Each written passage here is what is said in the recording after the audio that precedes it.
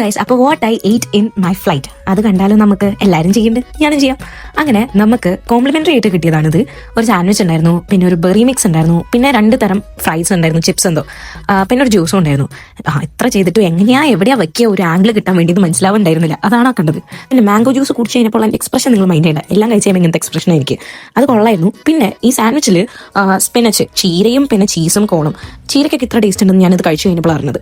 പിന്നെ ഒരു കോൺ ഉണ്ടായിരുന്നു, അത് ടേസ്റ്റ് ഉണ്ടായിരുന്നു, കോൺ ചിപ്സ്, അത് നല്ലതായിരുന്നു. പക്ഷെ എൻ്റെ മുഖത്തെ എക്സ്പ്രഷൻ നിങ്ങൾ നോക്കണ്ട, ഞാൻ അങ്ങനെയാണ്, ഇത്ര എക്സ്പ്രഷനൊക്കെ എൻ്റെ മുഖത്ത് വരും.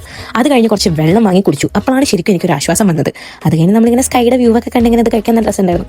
പിന്നെ ബെറി മിക്സ് എന്ന് പറഞ്ഞിട്ടൊരു സംഭവം ഉണ്ടായിരുന്നു. നമ്മൾ ഈ ബെറീൻ്റെ ഒന്നും ഒരു ഫാനല്ലല്ലോ. അപ്പോഴാണ് നമുക്ക് ക്യാമറയുടെ ആംഗിൾ കിട്ടിയത്. അവിടെ ഒട്ടിച്ച് വെച്ച് ഞാൻ വിചാരിച്ചു ആരെങ്കിലും വന്ന് തന്നെ 2 അടി അടിക്കുന്നത്. പക്ഷേ എനിക്ക് കുഴപ്പമൊന്നും ഉണ്ടായിരുന്നില്ല, അവിടെ അങ്ങനെ ഒട്ടിച്ച് വെച്ചു ഞാൻ ഫോൺ.